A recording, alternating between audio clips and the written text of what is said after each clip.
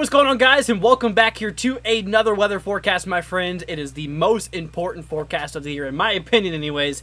We got ourselves the 2023 to 2024 winter forecast here for you guys. We got a heck of a crazy winter ahead of us, it looks like, with that El Nino. That's actually the phase we're in this year. Last year we had La Nina. Totally different conditions expected for this year, so we're going to definitely need to be looking out for it. We'll go over the temperature outlook, we'll go over the precipitation, as well as the overall verdict here in regarding to what we can see for this winter. But anyways, guys, before we go ahead and get on into it, if you have not already, consider subscribing, leave a like on it. We greatly appreciate if you guys did enjoy it. And all right, my friends, let's go ahead and jump right on into it. Alrighty, so typically how we start these winter weather forecasts is basically looking at the current conditions we are in. So obviously, in order to understand what we can see down in time, we have to understand what's going on right now. Now, if we take a look here at last winter forecast, you can actually see we had ourselves a La Nina, a lot of cooler oceanic surface temperatures out there by the equator. And then now, whenever you take a look at it in the current state, we are seeing the complete opposite effect here with a lot more above average temperatures out there by the equator, which is signifying that we are indeed in an El Nino. And so now you might be wondering, well, what effects does El Nino have across the country for the winter time? Well, in a typical El Nino, we do see ourselves a lot more moisture across portions of the south, as we do have ourselves a Pacific jet stream that rolls its way in across the southern country. Now, this typically does mean that it could be a little bit more drier and maybe a little bit more warmer for areas up north. I mean, all the way across portions of central southern Canada into the northern country overall. And an El Nino does typically mean that we are going to see more drier conditions across portions of the Ohio Valley, which could alter some of those accumulations we could see for this winter. Alrighty, guys, so whenever it comes to the official forecast here from the weather models here that we are seeing the projections down in time, we are expected to remain in an El Nino for actually quite some time. You can see the middle ground of the models has this thing above that 0.5 degrees Celsius line, so basically the anomaly is saying that it's warmer than usual. So anything that we have above 0.5 and up, that is considered El Nino, which you can see right now in the current observations, we are above that line. So yes, we are in an El Nino.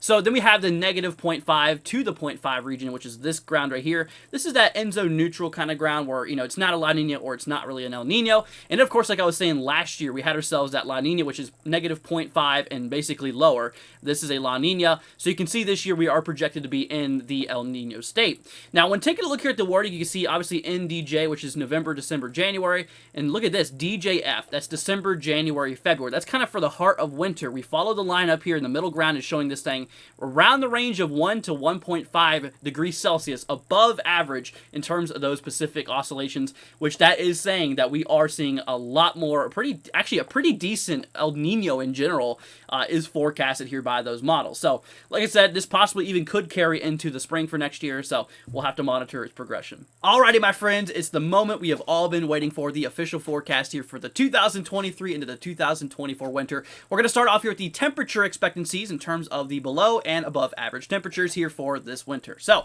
starting off here with the above average temperatures, we do have ourselves a pretty large area here stretching from the Ohio Valley into portions here of the Midwest, obviously up into the Northwest as well. Now, the reason we have this is because we are going to be seeing a bit of ridging. We have that polar jet stream that's basically going to arc its way around the northern country for the most part. Now, I will say there could be sometimes in this winter, we could see a few sharp blasts, maybe some, you know, mild to moderate polar vortexes that could occur across portions here of the upper Midwest. I think that's a possibility, but for the most part, it is going to remain mostly warmer than normal. Now, we do have ourselves another shade here. So this is basically where we have the highest point of the ridging effect. Basically, we have ourselves a lot of that warmer air pulling its way up here into the country, which, you know, should allow the Northwest to be typically a lot more average or a lot more above average than normal regarding the overall outlook. Now, then we move our way into the below average standpoint here. We do have ourselves a big area here of below average temperatures across the south for places here in the southern plains, as well as in the southeast. We have ourselves that Pacific jet stream, which can indeed bring down a little bit more cooler air for the portions of the southeast, which, like I was saying, as we're going to find out here, this could maybe bring a little bit of southern snowfall. I think it's a possibility, so we're going to definitely need to be monitoring this. Alrighty, guys, so that was the temperature forecast. Now, let's go ahead and work our way into the precipitation forecast here overall, starting with the below average precipitation. You know, obviously, like I said, we have that ridging effect that's going to be happening around the northern country, which, you know, is going to allow for possibly a little bit less precipitation than normal. That's a typical El Nino state, unfortunately. We got ourselves, you know, a pretty dry, you know, Ohio Valley, Midwest, upper Midwest, northern plains, as well as the upper Northwest northwest. Like I said, because of that ridging, I think it is going to be a little bit more dry here overall. We do have ourselves another shade here of drier conditions overall. Like I said, I really believe that the Ohio Valley is going to be very dry this winter because, like I said, on that typical El Nino effect, as you guys can see right now, it basically does show that we are expecting drier conditions here overall. So that's just typical El Nino stuff, in which, you know, honestly, unfortunately, is kind of expected. Now, whenever it comes to the above average precipitation, we have ourselves the entire South highlighted here, because, like I said, we have this Pacific jet stream that's driving a lot of moisture across the southern country, giving you a lot of shot for a decent amount of storm activity to occur across these regions. So that is something you definitely want to look out. And yes, my friends, we do have a second shade. That is where the Pacific jet stream is going to be the strongest across portions here of the southeast, so it's going to be a lot more wet than normal. Alrighty, you guys, so that was the temperature and overall precipitation outlook. Now, before we work our way into the official final verdict of what we can see for this year, if you guys have not already, like I said, please consider subscribing, leaving a like. Be greatly appreciated, my friends. We are reaching the goal of 20,000 subscribers by the end of the year. Hopefully we can make that, my friends. So if you've not already, please consider doing us a favor and hitting that subscribe button, as this thing did take me a while to make here. But alright, my friends, let's go ahead and work our way into the final outlook here for this winter. Alright, you guys, now here is the official forecast here regarding this winter here, guys. Like I said, this is going to be a pretty active winter here overall. Starting off here with the first category here overall, we are seeing ourselves a lot of mountain snow. Due to that Pacific jet stream we have ourselves, we are going to see a lot of moisture roll across the mountains, which that is going to allow for a lot of mountain snow, especially across the southwest. We're going to definitely need to be monitoring that. Now, the next shade here is across the north. It is obviously going to be warmer, as we have been talking about. You know, snow is going to be still possible. We're going to see some snow out there, but like I said, regarding, you know, the overall activity, it should remain mostly warmer than normal. The next shade over here is very wet across the south. Like I said, that Pacific jet stream bringing a lot of moisture.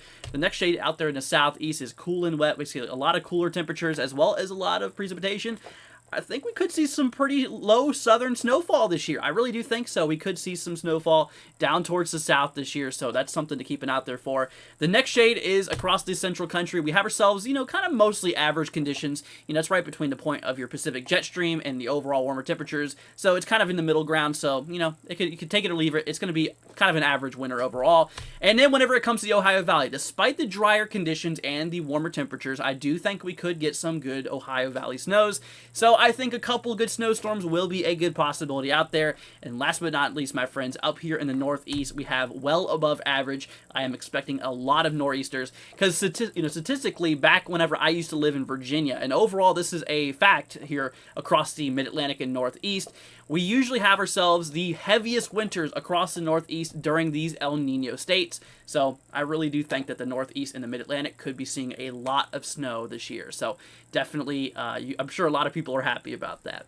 But all right, my friends, well, that's going to go ahead and wrap up the winter forecast. Once again, guys, if you did enjoy it, please consider leaving a like and hitting that subscribe button. It'll be greatly appreciated. Share this video with your friends and your family, like I said, obviously to help spread the word, help get that news out there. And all right, my friends, well, you guys have a wonderful rest of your day, whatever you guys are doing. And all right, well, we'll hope to catch you guys here in the next video or live stream. See you later, guys. Catch you then.